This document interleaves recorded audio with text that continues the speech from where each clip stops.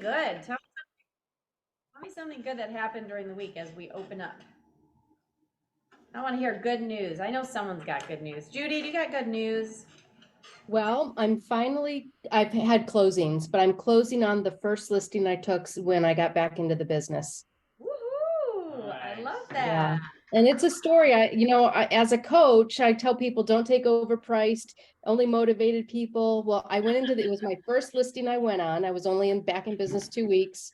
I took it overpriced. Uh-huh. The old man didn't have to sell it. But Right. once we got through to the spring, he was ready and we got it sold. So anyway, I love things that. happen. Yeah. Love that. For those of you that don't know Judy, she's been a coach for 20 plus years. And I remember when she came back she's like, I'm going to actually go back into the business. And I'm like, well, now we'll know if your coaching spiel actually worked. And it did. So congrats. Give me some more good news. One more piece of good news. Come on. Lori, Jamal, someone's got to have good news. And why is everyone else so shy? Let's see your faces. Come Bright on. faces. I know, Come show your on. faces.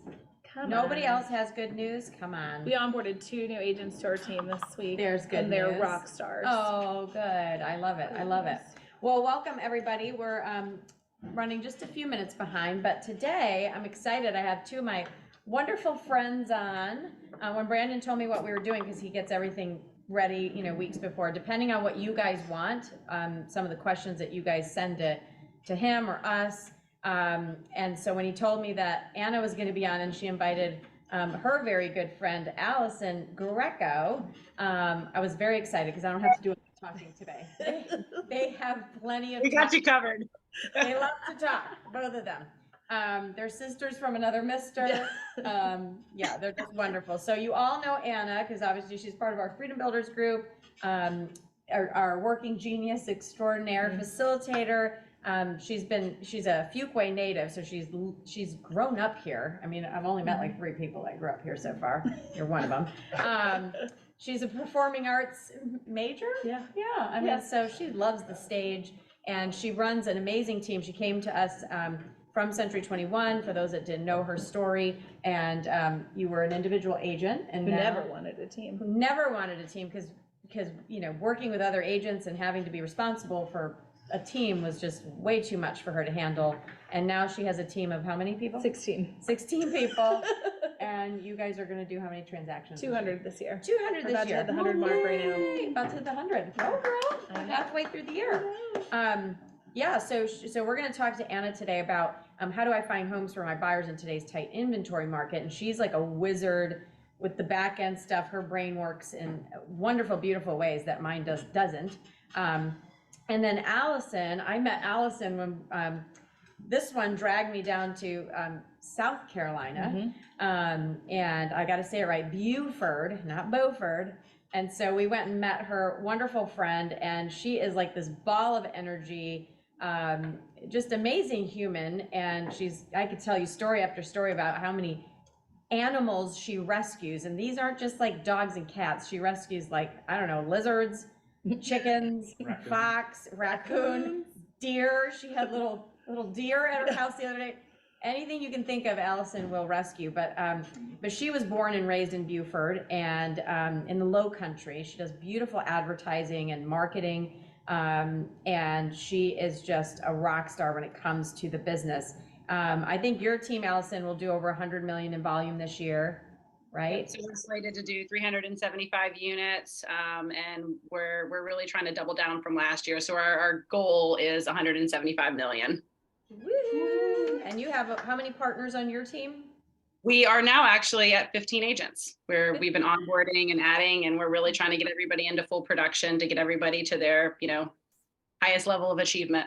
I love it. I love it. And I love picking her brain. I mean, she's just so smart and with it, and so humble. She's so humble. No, she actually is very humble. But she's one of these people that she doesn't care what other people think about her. She is just so authentic. She's going to be who she is, and you get the real Allison when you meet her. And she's one of these people that I feel like I've known forever. And I met her that one time, and now we've vacationed together, and we've become friends. But she's coming to us from Keller Williams, so she's visiting our group today as a special guest of Anna's, and she's going to be talking about how do we proactively find buyers for our listings? Because we're in a weird market. We have some listings we put on the market and they go, with 1 million offers, and then others we're like, oh my God, we're seeing price reductions.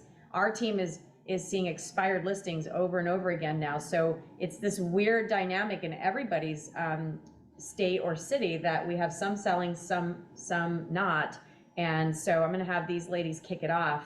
I think you're first. Yeah, it doesn't matter. And yeah. we may end up just piggybacking on some of Yeah, these. and feel free to chime in, or ideas. Allison can chime in, but I'm gonna let these ladies have the floor because they're amazing, so.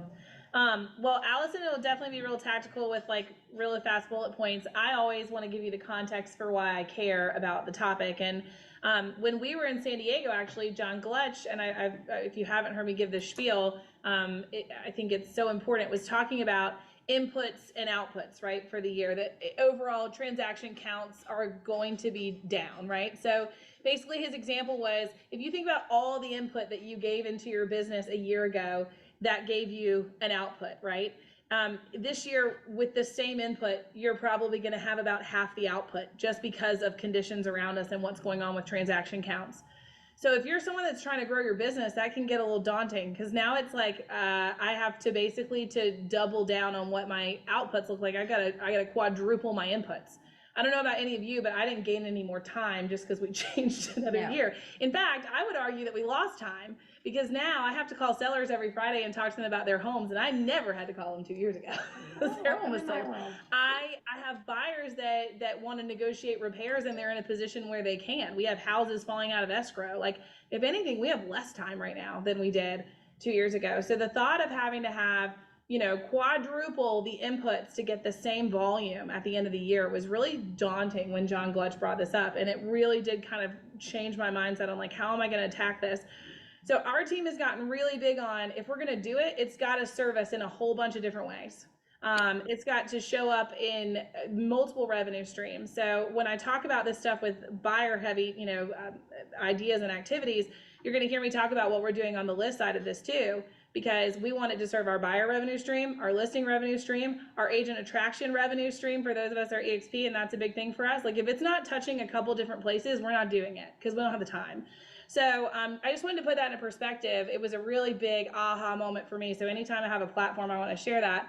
My first step on how to find houses for buyers is to leverage your listings. So number one, if you're running around and you're not targeting listings, you're actually doing a disservice to any buyer client that you have. So first and foremost, you've got to leverage listings. I know that seems kind of strange because we're talking about buyer sides, but listings for us give us the authority to go into neighborhoods and start having conversations with those neighboring properties to try to drum up inventory.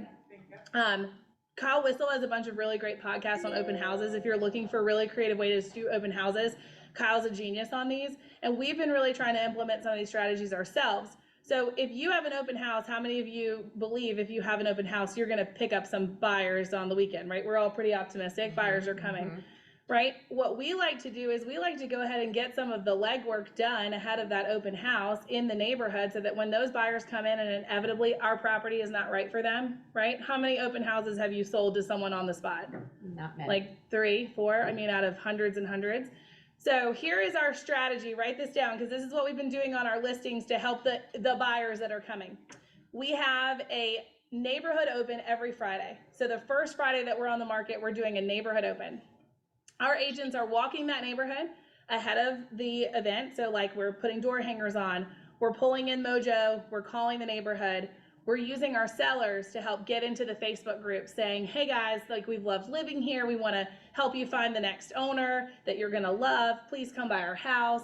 The sellers like it because we get the nosy neighbors out of the open houses on Saturday, Sunday. So the one that comes in there is like, well, this lot's just real noisy. They came and told us that Friday when there were no live buyers in the house, which is great.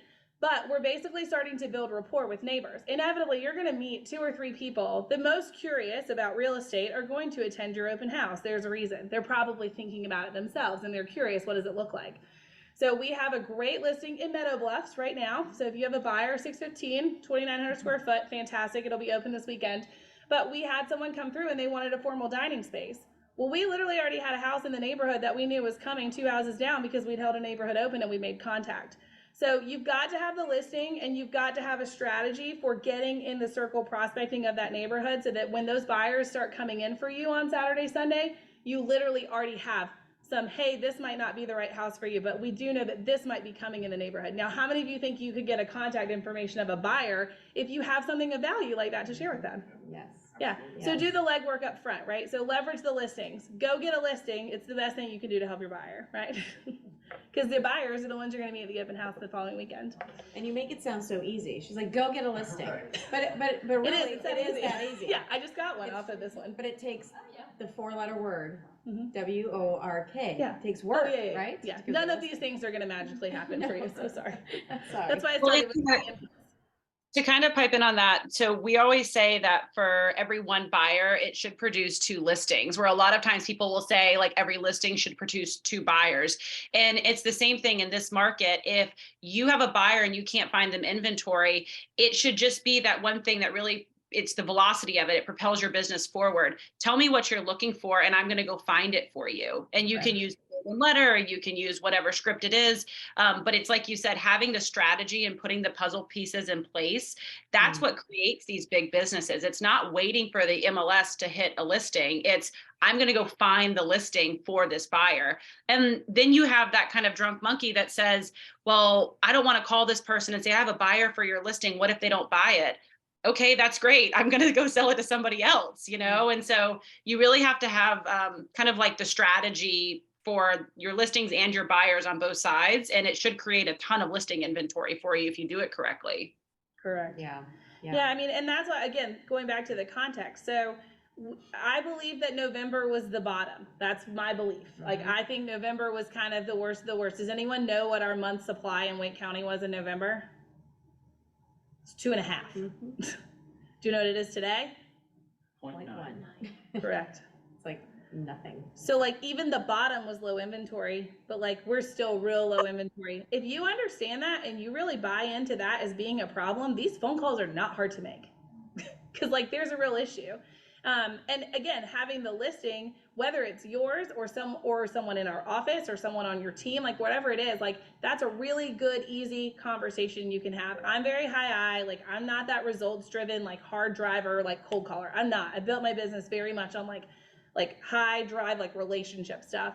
And like these phone calls are so easy for me to make, but it's because I actually believe the problem. Like there's a problem and I can fix it. That's my IE. That's true. Yeah. There's a problem and I can fix Yeah. it. All right. So the next thing you should have is you need to have a no SOP. So this is when your buyer makes an offer in a neighborhood. This came straight out of 2021 when we couldn't get anyone under contract anywhere. We just had a checklist that we immediately followed as soon as we got a no. If they loved the neighborhood, but the house didn't work, we immediately went, pulled the neighborhood, made the call. You want to know how easy this call is? Oh my gosh, Mr. Seller, you would not believe this. I was one of 15 offers on your neighbor's property, and we made a very competitive offer and did not get it. And my people have now decided this is the neighborhood, like this is it. They have got to be in here. I don't know if your house is right or not, but if you could give us the opportunity to look at it, have you considered selling? We know when one home sells, typically 2 or 3 more in the neighborhood may follow, and I'm just curious, could that be you? You think she's done that before?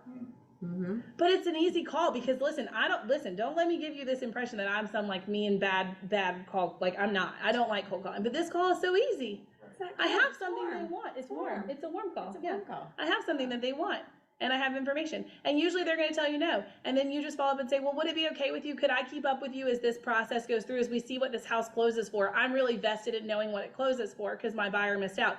Is that information you might want to know? I'd be happy to give you a call back and share it with you. You see your tone. I just want you guys to notice like her tone, her tonality when you're calling these calls. If you're like, hi, and we have this property and you're stumbling, you have to like present, like she's a presenter theater major. I was not, and I had to practice being that fluid when we're making those just listed, just sold calls, which is what it is. We just listed, we just sold. You're saying we just offered, so it's like a just offered call. but you've done it so much, you're just fluid. Tell them where they would get the numbers, because I know there's probably some people going, well, Yeah. Anna, where do you get the numbers? So I'm on Mojo. I mean, you're on Vulcan or Espresso Mojo Agent. and Yeah. Vulcan. So we're on We've tried them Mojo. all. It's got a really nice correlation with Follow Up Boss, which we're on. And if you want to put in the chat, I've got a link, so I'd be happy to send it to you for Mojo. It'll give you, I think, a discount, like $50 off. But you can pull the I would be so neighborhoods. proud. I know, I'm such an affiliate now. But there are like the numbers are really good. Like we Yes. were on Redx before, like no, shame there. But like we just found the numbers on Yes. Mojo were better. Managing the data was better. It talked to our CRM better. Yeah. So we are big fans of Mojo at our office. But I mean, they're not hard calls to make. And I would say if you're really trying to get into this, like these are the places to hub. Like start with these calls. They're great Don't calls. call against Emily Brown on an expired to No, start with. You're Like not let's gonna- start here. Probably not going to get it. Yeah. Let's start here. So you've got to have that SOP in line, and you have to have the scripts. Yes. And you've got to have that laid out before you even start this endeavor. But it should be, and again, this is an amazing value proposition when you're sitting down or you're in an open house with a buyer and you're trying to set an appointment. You say exactly what Allison did. Like, this is my script. We are not relying on the MLS to bring you a house. And here's why. At the peak of inventory, we only had 2 months supply, balanced to 6. Right now, we have less than a month supply. The chances of you finding exactly what you want on the timeline that you need are very slim. And our office doesn't believe in waiting for that magical house to show up for you. We want to go find it for you. Now, I set appointments with buyers very easily that way because I've provided them with value that other agents are not. I was just going to say, if you're a buyer and we have 12,000 agents in the triangle, and that buyer talks to you and then talks to somebody else that says, I'll set you up on a search. Yep. Well, I'm Who are already you saying working everything with? on the search. Right? I have Zillow. Thank you. Yeah, it's free. It's free. I don't need you. Think about that. It's free. What is your extended value proposition? What is your unique value proposition? Yeah. How do you get me something I want that nobody else talked about? Yeah. And the reason that I can sell this proposition so well is because we do it, right? Correct. And that's what today's session is about, is actually the work of doing it. Now, if I didn't do it, I might not be able to deliver this so confidently, but we do this. The other thing you have to have is you have to have your database. And like, you have to know where your people live. This is the creepiest thing. I had to get Robbie's suit altered one day. It was for a funeral. We had like 2 days notice. He'd lost all this weight. Like, I had to get a suit taken in. And I called the girl who I knew was going to do it. And I was like, can I just bring it by your house? And she said, yes. She's like, do you need my address? I was like, nah, I know where you live. I know where everybody lives. I know where everyone lives. You do. I also know that I have ambassadors in major neighborhoods that I want to sell in. If I need something in Bentwins, I have 2 Bentwins dealers. If I need something in Sunset Lake, I've got 2 Sunset Lake dealers. We literally go look for people. They may never leave that neighborhood, but they are, for us, connectors into their neighborhood so that we know what's going on. So if you have some neighborhoods that you're farming, targeting, stop worrying about who's going to list or who's going to, do something in that neighborhood. Go find the person that knows everything everyone's doing, and they will identify themselves very quickly. You will know who they are. They will volunteer for this role until the cows come home. But that is, I have to know where people live, because when I have someone saying like, well, we really want to get in Sunset Lake, well, I know that property is probably not going to come for sale, but I know I can call Kelly and be like, hey, what do you know? What you know? Or I have people that literally in Bitwins are like, hey, this is going up for sale by owner next week. Like, here's the price. Like, that's an advantage to my buyers, but you have to make those connections. But if you don't have a database of people and have their addresses and know constantly where they live, the lady that had the suit, she's in Cokesbury Park in Fuquay. If I ever have a buyer that wants to buy in Cokesbury Park, I know I'm going to her. Like, you have to know geographically where people are. You have to be really aware of that. When you're collecting content and you're collecting their information, it's a step further. It's having a commitment. And if you do mailers every month, if you do pop-bys, that will only help kind of help you remember they're here, they're here, they're here. Does that make sense? I was chuckling because in my mother-in-law's old neighborhood, there's a lady named Inga. Yeah, and Inga knows everything. and so when we need so we've sold 4 in there with Inga, and yesterday Inga called me and said, I just gave your name out. And I was like, Inga, okay, so what else and who else? And it was just fun to pump her. And she goes, I think there's one more. And it's exactly People that. love You find your Inga. Yeah, and that's what you don't need other agents. I'm going to talk about that next, but like, you need people that are strategic in neighborhoods. So we had a girl on our team that was door knocking for an open in Sterling Ridge and Fuquay. And she's like, no, I didn't get anyone that was really interested, but this one guy let me in his house, and then he started telling me about everybody in the neighborhood. I was like, you struck gold today. I was like, you put him in that database, you go drop something by his house next week. Like I like that is far more valuable than one person being like, I think I'll sell my home. Like you hit the mother lode today. Like he knows everyone. And He most knew everyone. agents would say, I wasted my time with Correct. this guy. Oh my God, I couldn't get him to stop talking. And you're like, What? right? Think Gold. about that Gold. mindset shift. Correct. Like I think that's also like what agents focus on as well, right? Is that it's like the instant gratification of meeting somebody, picking up the phone, taking a Zillow call. They want to buy right now. And a lot of our leads, especially what we're seeing, our best leads are 6 months or older. And they're the people that we've really like had those high level conversations with. And we've said, tell us more. And we've really dug in. And, you get discouraged because they don't buy the first house they see, or you go into their house and you make the connection, but they're not looking to sell. And it's about like Anna's confidence comes from preparation. That's anybody that's watching this should understand that, like, Tina looked and said, well, you've said that before. Well, it's evident that she said that before. She's practiced that. It doesn't just, you don't wake up one day and become the best real estate agent you're ever going to be, right? It takes looking in the mirror, talking to people, having these conversations. And so one thing that when you're calling these listings or you're talking to people and say, we want to keep you updated on what's going on in your neighborhood, understanding some of the passive touches. I've gotten more listings from people that I called 2 years ago, and I put them on an MLS strip for sold and under contract in their specific neighborhood. And every Friday you see the link where they click and they saw that XYZ sold. And then eventually 2 years later, they say, hey, thank you so much for calling us or texting us or emailing us every Friday. For the last 2 years, nobody else did that. And it's like, I didn't really do much, but I had my plan in place, right? I mean, you're welcome, because I'm so wonderful and I was so prepared. But also when they call me, I know my market and I can spit out the last 5 closings. It's about being prepared, knowing your stuff, and exactly right, being consistent. Consistency is key in every single thing you do. And so I think the big thing when I watch Anna talk is just, it's her confidence is because she's prepared. It's because she knows her market. She eats, sleeps, and breathes her market. And it doesn't come overnight. It takes practice and it takes work. It takes the 4-letter word.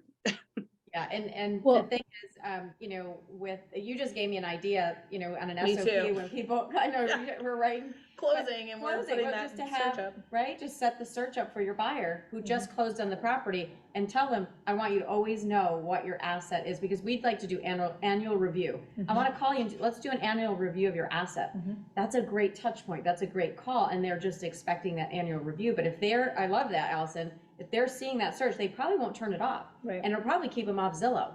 It's the craziest thing that the sold and under contracts, because you're not trying to sell them anything. And it's just a mindset set with people. Like when Anna was giving her a script on, are you looking to sell? I've actually heard a script that works really well. And you don't even ask them if they're looking to sell. You say, hey, 123 Willow, we just lost out and our buyer is dead set on this neighborhood. They only want Battery Point. And so I'm reaching out for a favor. Do you know anybody in your neighborhood that's looking to sell?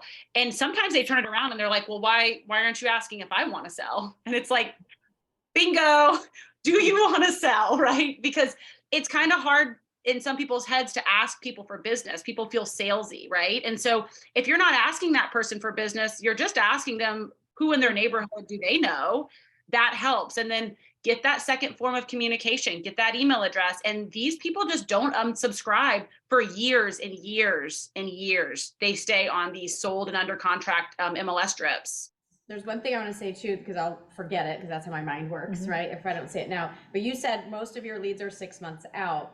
I was just talking to a brand new agent today, just onboarded with us, and she said, "Oh, I made a call today, yesterday, and I got a contact." I said, "Great." She goes, "Oh, but they're 6 months out." It was almost like I could see a little bit of the, "Oh, but they're 6 months out." And I said, "Are you going to be in the business in 6 months?" And she's like, "Yes." I said, "Imagine if in this next week or two you had 5 people that were ready in 6 months, and then 6 months rolls around, and you're like, I got 5 people in the pipeline."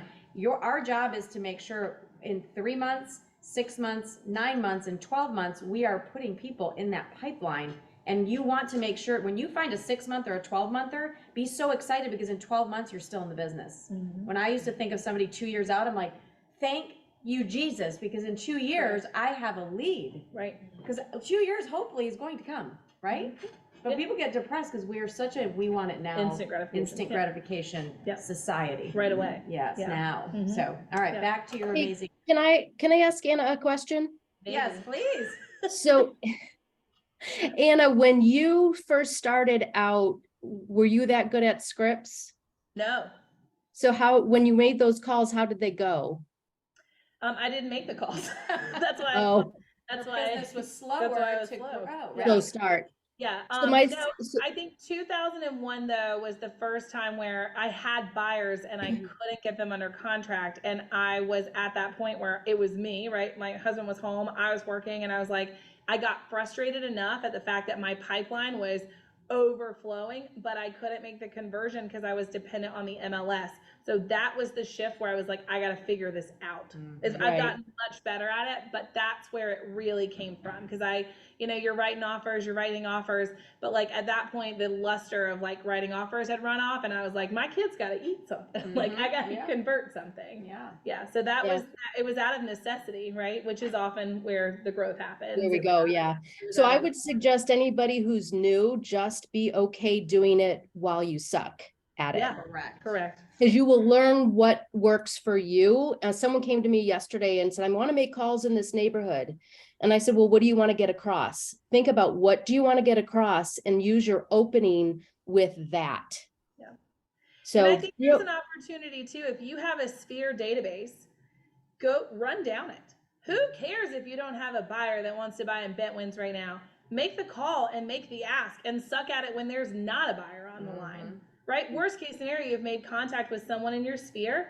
You've been able to probably provide them some value, and you're probably going to have to look at some stats to make that call with education. So you've also done some market research. Again, that multiple outputs, right, or inputs for outputs, right? Like that's what we're focused on. That's not a wasted opportunity. It's not a wasted activity. It's giving you so many things that will help your business that you're having to put into just to make that call. Right. Yeah, because role play is great, but that real role play with the real people is completely different. Correct. So Just yeah, I mean, call your buddy and be like, hey, I have someone that wants to be in your neighborhood. I don't care if yes, there is some buyer in the Triangle market that wants to be in that neighborhood. You might not have them under agency, but they exist. And if you say we, like sometimes when we call just listed, just sold, when I moved here, I didn't have any customers. Yeah. I didn't even know how to get out of my driveway without GPS. Yeah. But when we called just listed and just sold, we called on Linda Travers, who was in our Remax office. Hi, we just listed a home in your neighborhood. We, the collective community of all Correct. Remax. Right. We just listed a Leverage. home. Who do you know? And then I got my first listing appointment that way. So yeah, it's what Judy said. I mean, obviously you're gonna suck at first. That's normal. Embrace the suck. It's getting better and then becoming so fluent because she's done it a million times, like many of us who have been on the phone. So great point, Judy. Yeah. Great point. One more thing I think that's helpful is also be aware of agents in your community that own neighborhoods, that own them, right? They say they own them. I'm going to tell you, if you want to buy something in downtown Fuquay, you can certainly go try to circle prospect it, but I probably have already done it. She owns it. So here's the thing. I think it is really useful. And actually Kyle Whistle had another really good podcast this week with an agent who does this. He time blocks about 2 hours a day, calling agents on listings that they have on the market and saying, hey, this doesn't quite fit what my buyer's looking for. So I don't know that we're going to come schedule to look at it, but I'm sure you've been doing some legwork on leveraging your listing. Do you know of anything else that might be coming up in that neighborhood? So for me, that's a win-win, right? Because now I'm adding another agent drop into my CRM database for my agents as well, so that I can build that network of who gets our listings emailed out, who I'm calling and inviting to events. But I'm also getting like a lot of context on neighborhoods from other agents that are so eager to share because they've done the legwork, right? If you want downtown Fuquay, call me. Like I will help you out. Call me. I'd be happy to. Yeah. But I know what's coming. I know what this sold for. I know what went off market. So if you find those places, connect with those agents because you can leverage that as well. I'm just chuckling inside because Ashley's a lot like you. Like she always says, I go find the listing for my buyers. Like she thinks outside the box. That's how she met you. Yeah. She called the Queen of Fuquay and said, hey, Queen. Yeah. And that's how you guys met. Yeah. And now you're here at EXP because you became friends and we pulled you into our double fold. outputs. That's right. That's double right. outputs. That's right. But yeah, I mean, I thought it was a really great podcast and it just talked about, like just spend some time calling agents that have listings, especially we were down to 0.9, under 1 month supply. It's not even like it's that many listings. Like, I mean, find the areas you want to be in, call the agents that have the listings. Chances are, if they're a good agent, they've already done some of that circle prospecting work. So that is really where it's helpful. If you have a buyer, truly a buyer under agency, trying to get in that neighborhood, this is the fast conversion. This isn't the, maybe I'll get 6,000 other, outputs from it. This is truly like, I have a buyer, I need to get them under contract. They want to be in this area. Start calling those agents that have probably already done the legwork. It might be 2 or 3 weeks faster than you because they've already made the contacts. That's for your ready to go. Or that agent might be so impressed because they're like, nope, I've done nothing, Yeah. which I think is probably going to be 90% Sure, of agents, because sure. it takes a lot of work to do what we do to make sure that you're getting listings from your listings. And that's another great way to teach, invite, go, you need to learn what we do. You to haven't get- circle you haven't prospected circle- this neighborhood? Yeah, your coach didn't teach you that? Correct. Who's your coach? I don't have one. Oh. I know a few. I can Anyway. I'm trying to make sure I got through. Those were all my big bullet yours. points. Is there any questions or anything I didn't get? Brandon? We're going to open up for questions at the end, so maybe we bring it over to Miss Allison. Yeah, I think so. Because I thought that, if you didn't take like a million notes, I saw people with their cameras on, I see note taking. I took my notes. I've got mine. got ideas, I took notes.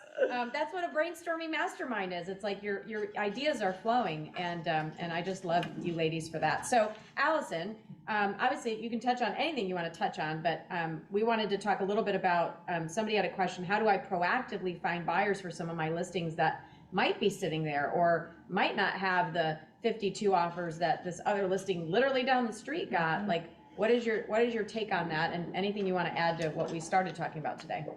Yeah, absolutely. So I think that one thing that Anna touched on, and I think that this is the biggest thing as we kind of shift into this market, because our market, it has shifted. It's different than it was years prior and in the height of COVID and everything. And we really focus on having connections with other agents, not just agents in our team or in our office, but agents throughout our MLS. And so for me, especially as a new agent, if you're not time blocking in your calendar to connect with other agents and to ask them, hey, what buyers do you have that, and are they looking for anything in particular, or what listings do you have coming on? That should be something that you're doing intentionally every week, because it helps you connect. And then what you'll find is that you'll start getting the phone calls. Hey, I've got a new listing coming up at 123 Willow Street. It's coming on the market in 2 or 3 weeks. Do you have a buyer for it? And then we go into our team meeting and we say, hey, I was talking to Joe Schmo yesterday and he's got 123 Willow Street coming on. And next thing you know, it really opens up this networking web for us of being able to have opportunity before it hits the MLS. It's like Anna said, when she first started, she's sitting there waiting for listings to come on the MLS. And by that time it's too late. And so I think sometimes we forget that other agents are a really good resource for us. Obviously, Anna was talking about, getting listings, and that's a way to get down and really nitty gritty circle prospect, but leveraging your realtor community is really big. Another thing we found in our market is that if the house sits longer than that week, it's starting to actually sit, right? But then there's these unicorns that are coming on that they might be overpriced, they might not show great, but it's just that random weekend where that buyer need has really kind of built up and you've got 7 offers on one listing again.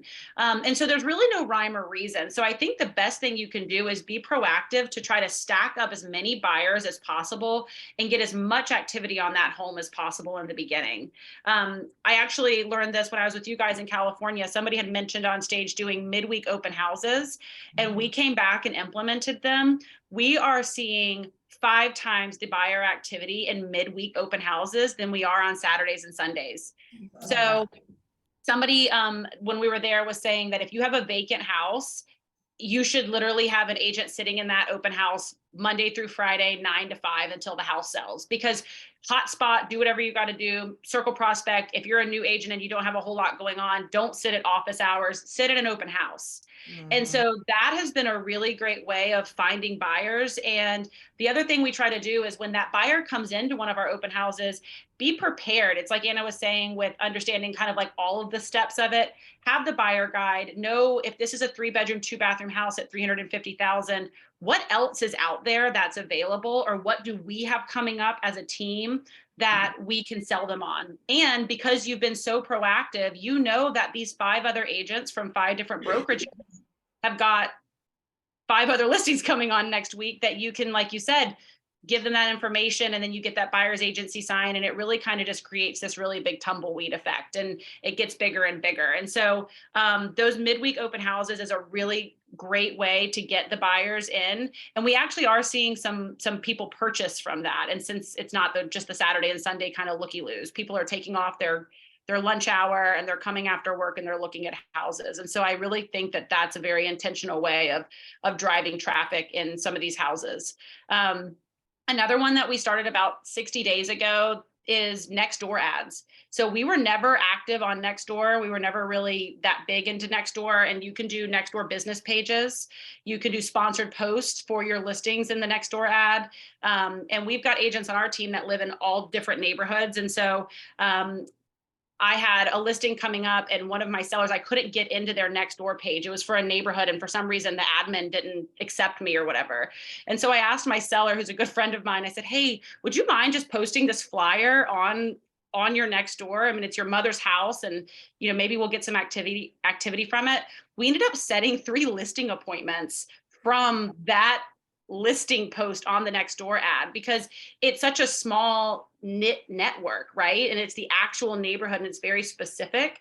And so if you're not using Nextdoor, I think you should look into it. And the ad runs and the ad spends are actually very affordable, like $40 a month, basically, to be a sponsor in a Nextdoor community. So that's something that you should think about from a very low cost standpoint. And then, it's kind of like Anna was talking about leveraging, and the aspect of leveraging is that when you have this listing and you're trying to actively find buyers for it, I think that we're back to the market where you have to look at like the price, condition, and location. We've got some of our agents that are asking, should we take overpriced listings? And it's kind of like Judy was saying, she took an overpriced listing and she kind of felt a little bit odd about it because it wasn't something maybe she would have done prior, but she did it. She stuck with it. She got it sold eventually, right? And it's really about leveraging and understanding that these open houses, hopefully we'll sell it, but if not, you have your plan in place to capture that buyer's information and to go sell them something else. But I definitely think that leveraging other agents in our market is something that we really need to get back to doing, because it used to be that you put it on the market and the house sold, and you didn't really have to do a whole lot else. And now we kind of need to make sure that we're using these relationships with our other agents to make sure that we help them understand that we've got the product, we're easy to work with, and we want to sell them the house. But on top of that, I'm not a huge social media. I'm not great at it, to be honest with you, but even just the small things of making the post, the events on social media, on Facebook, and doing your actual event as an open house and inviting everybody in your social media and just having the exposure to have that shared. We're in a really small town. It's a very small kind of driving radius to get anywhere here. And so when one person shares it, it just kind of spreads like wildfire. And then that creates a lot of just buzz around the property. And so for us, our big focus is understanding how to get that thing under contract in the first week so that it doesn't risk sitting on the market, basically. Agreed. No, all very, very valid points. There was a question in the chat box, Allison. It said, would love to know what those script conversations look like when someone reaches out on the Nextdoor. So the Nextdoor app, I don't know if you're familiar, but it's an app on your phone, and you get all of the messages. So like I own a rental property in a resort community, for instance. And so there was a tax bill that we found out about, and there was a tax savings. And so instead of just posting listings on this, I try to come from contribution. So this is just like a really real life example. And I went on and I said, hey, for anybody that's looking, I just found this information out from a local attorney. Here's the link, and here's the way to fill it out. You could potentially have a lot of substantial tax savings if you fall in the criteria on this. The first few comments were actually clients of mine that I've sold to in the island. And they're like, oh my gosh, you're great. That's awesome. And so then I was testing this. And so I started throwing my, my website link in there, right? And like kind of the squeeze page and getting their information. And so then everybody that was not a client of mine, I reached out to, and I just gave them a message that said, hey, I'm your local, real estate agent on Fripp Island. I'm invested in values because I actually am a homeowner on the island as well. I would love to set a time to talk with you about values and also what potential tax savings look like. And then I sent them to my website. They clicked, I got their information. I always try to get that second form of communication. That way you can email them, because if they're ignoring your phone call, then it's a lot easier to put them on those campaigns. When those emails come through, just as an example, I don't hesitate. I don't ask them permission. I put them on an MLS drip for the under contracts and solds, because that person in my mind will become a seller at some point. And so for the lady that ended up posting for me, because I wasn't able to post in that particular neighborhood, she was just screenshotting them and sending me the screenshots. And so I would just kind of sleuth and find them in white pages or Facebook and send them direct messages that basically said, hi, we've got a listing coming up. This is the details. We'd love to do a private showing for you. And just trying to get that information. Because once I have two forms of communication, it's a pretty high conversion rate for me to be able to get in front of them and set the appointment. Our big thing is the driveway conversation from a buyer standpoint. And it's what Anna was saying. I don't just say, hi, I'll put you on an MLS search. It's a higher level conversation that I want to get in front of you. I want to ask your whys. I need to understand what you're looking for. And then I try to drive the point home that we're not going to just put you on an MLS search and hope something comes up. We're going to actively go to work for you. And you can just see kind of the light switch go on with buyers that have been talking with agents in the market. And then they talk to you and your message is so different and, so focused, and it's exactly what they want. And so that's how I think you just convert at a higher level is being super confident, which comes from preparation. Well, and I think that, you say the light switch goes off with these buyers, and that's true, because I would always say, get me in front of a buyer and they'll be mine. Mm-hmm. But it was that when I said the things that I was doing, I actually did them. So go back to when you ladies were individual agents, not team leaders, because there's people on here that it's just them, right? They're alone, they're doing it by themselves, and they're going, well, it just sounds so overwhelming.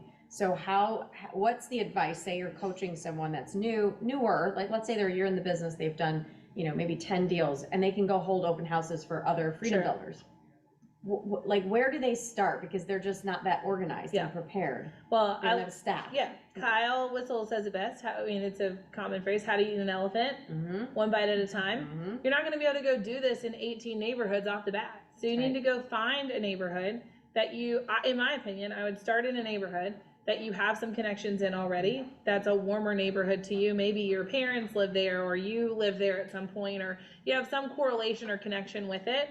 And I think that you have to take the time. I think it was Phil Jones. It's like the slow down to speed up thing. Mm-hmm. You're gonna have to slow down and write out this SOP. Right. You're going to have to make sure that your database. What's an SOP?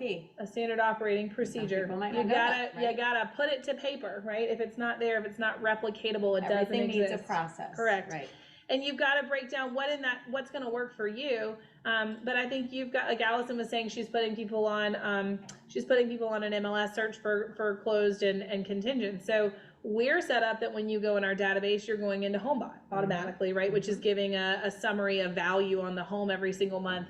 But yeah, did I have to probably take a day or so, slow down, not push on some leads to get that infrastructure built? Absolutely. But I think you have to really sit there and make the checklist of these are the things that I want to happen. And you have to be able to do it every single time. You started in one neighborhood and then suddenly it's not so hard to go replicate it in 2, 3, 4, 5. But you got to be really intentional, and you've got to say, this is what I'm going to focus on. We break our team is really big on 90-day rocks because we're on EOS. So you're just at the cusp of Q3. It's just about to start. So make this a Q3 goal and put your measurables in there. I will have a system for value reporting that I can put people on. I will have a buyer packet that speaks to how extensively we're going to go look. Figure out what the measurables are and give yourself 90 days to get it done. And you will be leaps and bounds ahead, I think, 6 months from now. So for you ladies, because my thing is, I feel like the relationship starts when people close. Mm-hmm. And I think a lot of times what the biggest miss for agents is when people close, they're just off to the next one. Right. So I have in front of me a little client closed plan. What is your client closed plan, SOP? Do you have one where let's say some of these agents have closed homes and they're like, I haven't done anything with those people. Maybe I've sent them an email. Like, what is the closed plan? Because for me, in front of me, I've got, 1, 2, 3, 4, 5, 6, 7, 8 touches, which, the first one is, yay, they're in their new home. You call on that first day that they've moved in. Then that same day, you write that personal note where you thank them, and that goes right in the mail. Day 7, you call that first week. How's everything going? Right. You put that in your calendar. Hey, you've been in the house for a week. How's it going in there? Do you need anything? Do you need a vendor? Day 30, you call back to check in. Just calling to check in. It's been a month since you've moved in. Like, some people go, you're annoying them. No, you're like, hey, yeah, this thing, fell apart, or this. I think we're afraid something's wrong. Something's wrong, right? And then another day 30, send another personal note. So happy for you guys. If you need anything, now you can call that 1-year anniversary. Hey, happy anniversary. You can send them a little something. Send another personal note, and then follow up and keep doing that anniversary, that touch, and then annual review. Hey, your home went up 5% in value. Right. You have to think of yourself as that financial advisor. That's an asset that you just sold them. So how do you manage that asset? If you stay in touch with people that much, they become your raving fan. Because when you separate people into VIPs and just the regular customers that'll refer you, and then the ones that'll never refer you, and then whatever, you want to create what Anna was talking about in every neighborhood, which I love. It's that raving fan that's going to keep sending you the business, or think of you. That just popped into my head. I know I don't want to get off subject, but anything else to add to that? I mean, we always keep our people enclosed. Like, they never, I think there's a philosophy after like 365 days, they go into that sphere of influence pond, but we actually always keep our closed clients separate, because we want to always be able to make that differentiate, like always. Yeah. We have a 365-day plan that comes out, also remembering that they're most likely to refer you in those first like 2 weeks to 21 days after closing. Stage. The euphoric stage, correct, before they've gotten onto something else and had a million projects. So you got to build it so that it's very heavy right there off of the back end. And I know a lot of times we're fatigued by the transaction. We're tired. We've talked about them for 30 days. We've had enough. We're busy. We're off to the next correct. one. Right? And so I think that is so important to have that built in. But again, that's database management. And if you don't have a database ready to roll, like you're just not going to survive, in my opinion. Right. Yeah, in my opinion. Yeah, I think you were really good at building your database in the beginning by that being highly relational. Allison, you were probably the same way. You weren't a cold caller, Allison, were you? Well, so actually I was, and that's because of the role that I came from before I got into real estate. And, my passion, and I think what I'm really good at, is going and talking to agents that are just getting into the business and saying, like, how do you start? Because I think sometimes people like, Anna and I that are like running these teams at a higher level now, we forget where we were, and we forget that feeling of floundering, and you hear people talking and they're like, but what are you talking about? Like, it's like you said, just go get the listing. And so, get creative and figure out ways of, who are your clients? Who are you looking for? So if you're trying to find a listing, a good example right now is go back and look for rentals that maybe, I don't know if your MLS does this, but ours, you can see where there's closed rentals, and you can see where they closed like in 2019. And they haven't run the search to see if they've been resold or re-rented. And if that house is still on the rental market, maybe they got a pricing from an agent in 2019 or 2018. And they're still thinking that their house is worth $275,000 when now it's worth $475,000. And so one of my agents, Ryan, did these really great CMA boxes. It's like what is your home worth? And, you can get really great ideas off of Etsy or Instagram. It's just like rinse and repeat. You don't have to like reimagine the wheel, right? It's all right in front of you. And you have to like let the noise go and figure out what fuels you, what excites you, what conversations are you good at having. And I think that having them over and over and being consistent with that one method, once you find something that works for you, stick with it for a little while and let it grow. And so I used to do that when I first started. I also were huge in the military here. And so I'd always look for closed VA, how the loan was sold was a veteran loan.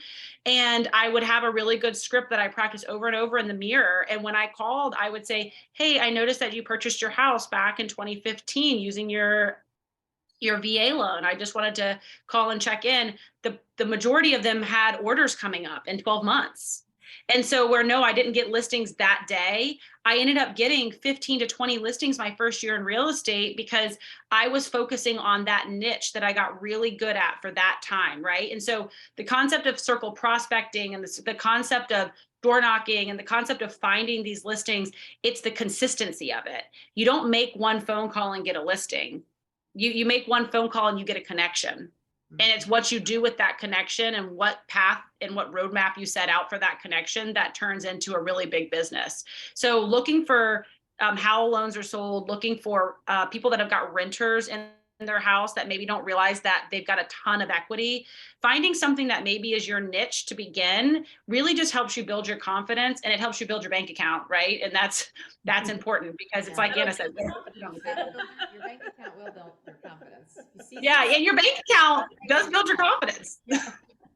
Yeah, So. I mean, 'cause the reality is all of this that we're talking about today starts with the action of being intentional, getting into the office early, carving out that time. Like if I didn't get that first 3 hours in the morning, I felt like I didn't work out. I didn't move my business forward. I didn't do anything really. I was servicing. So I really tried to think about, like have a little rubber band on your, wrist that says, am I servicing mode or am I actually moving the needle? Because when you're touching paperwork and you're responding to emails, you're in service mode.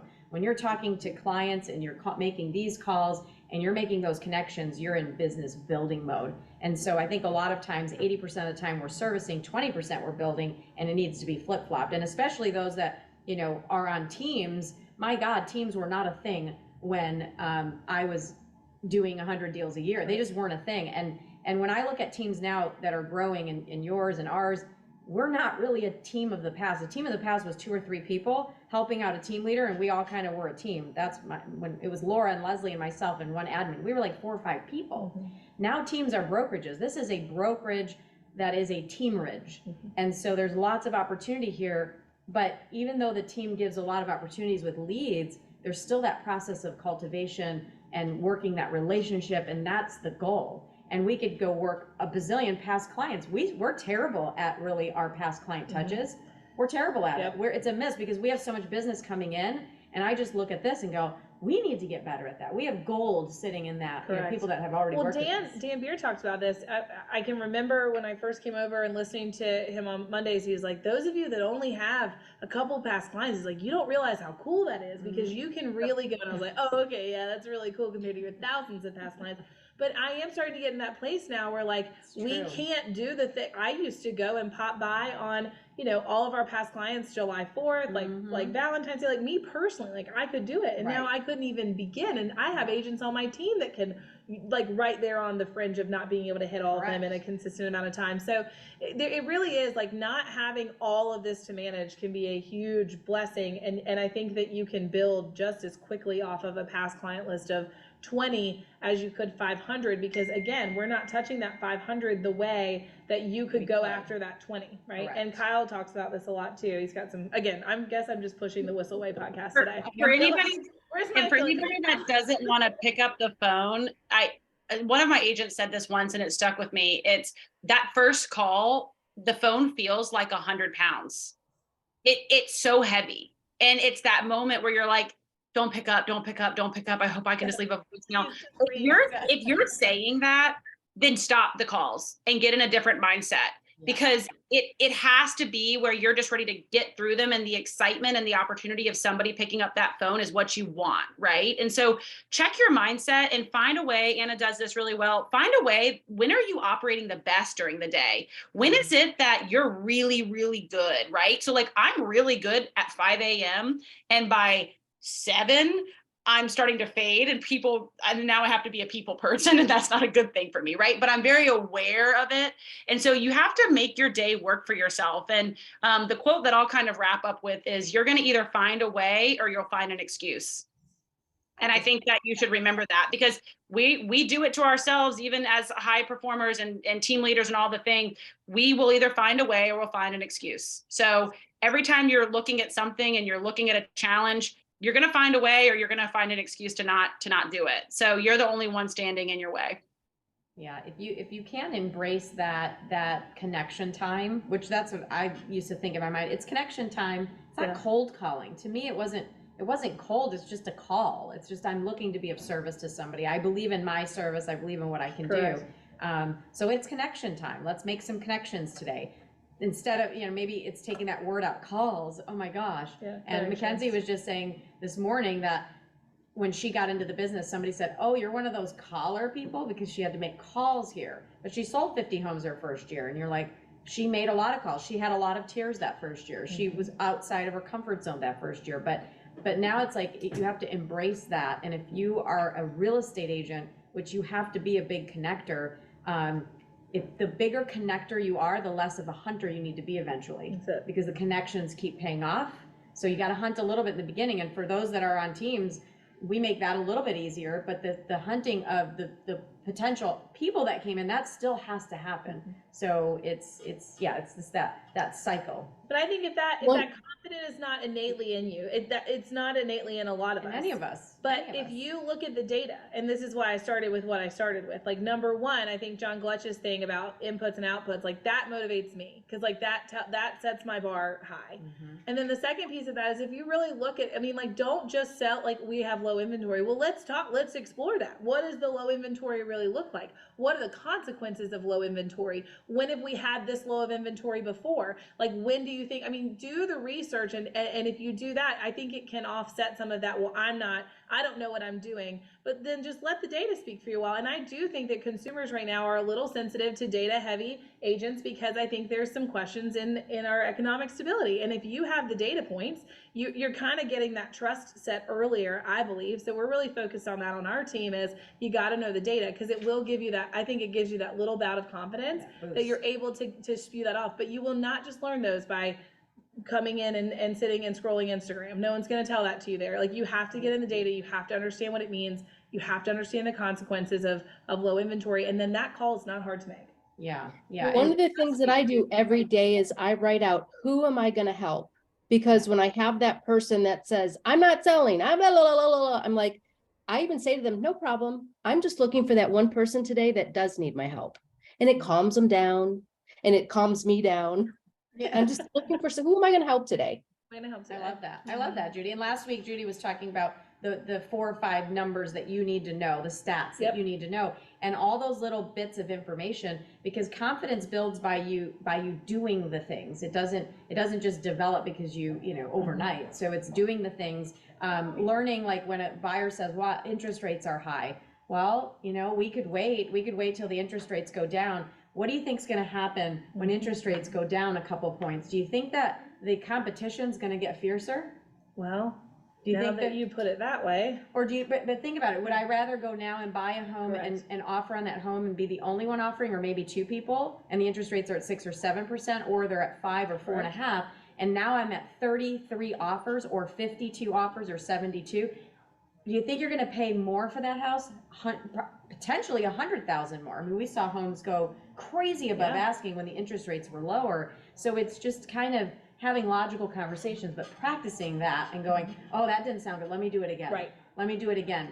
It's like acting school. I think you need to come lead my kids one day are going to be like, my mother was insane. I ride around in the car talking out loud. I walk around my house talking out loud. I talk out loud all the time. I have given this, and like no big deal, like not a high pressure environment today. I literally spewed all of this out 3 times on my drive. To be prepared. Morning. To be prepared. Also, I called Anna at 8 a.m. this morning. What did you do, Allison? I said, I called Anna at 8 a.m. this morning, and I was like, hey, okay, let's plan. Because you don't, and that's with agents that are going on their first listing appointment. You can't just expect to show up, or your first buyer appointment. You can't just expect to show up and know what to say. Like, we called each other this morning to say, like, are you prepared? I'm prepared. And then that's how we come confident, right? Because we needed to know what we were doing and what we were saying and all of the things. And so it just takes practice. Well, Phil Jones always says the worst time to figure out what to say is in the moment.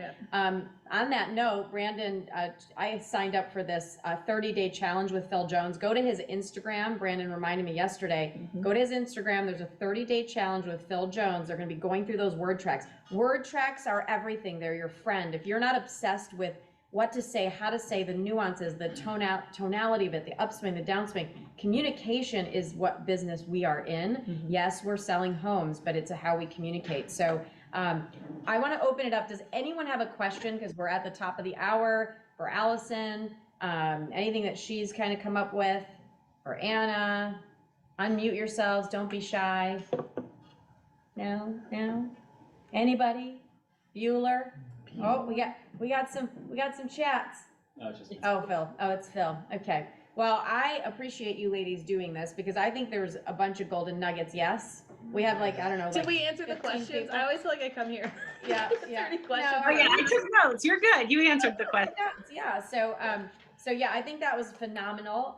Really, I think it's a fantastic mastermind. And what's so awesome about our group is just, having this collaboration. And then a lot of people can't make it at this time. So it is recorded. It is in our Freedom Builders group. Last week, Judy was going through all the numbers you guys should know, how to pull the stats. So I would watch that. And then just remember our Fast Forward Movement on Monday. It's like this on steroids. That's our main group. And we have, 400 people on that one every week. Next month, just so you guys know, we're starting our Agent Attraction Mastermind back up. So I'm excited because I made a note here that Allison, I'm going to use one of your things, calling agents on their listings to build that relationship, or one of you said it. That's for the less aggressive people that don't like to prospect agents. I think it's all about building relationships. So that's happening next week. Let's see. I think that's it. Oh, we have another Evolve event coming in September. So mark your calendars. Do we have a date? No date yet. No date yet, but it's coming in September. So thank you all. Have an amazing week. Allison, you're the bomb. Thanks, Al. We love you. Bye, guys. Hopefully I'll see you soon. I want to come buy a house in Hilton Head. Yeah, you're on my list to call. It's been a week. I've had a lot of animals come in. That's an excuse. I find a way or I find an excuse, but I've had a lot of animals come in and it's really put a monkey wrench in the week. So follow her on Instagram if you want to see like a human interacting with the wild. Raccoons and squirrels and all I should have been Pocahontas. That's what I really was. Correct. You are Pocahontas. So anyway, love you, girl. Thank you, everybody. Judy, thanks for hopping in. We always love to hear your voice. Bye, y'all. Bye, everyone. Thanks. That was fun. That was fun. Your voice was amazing.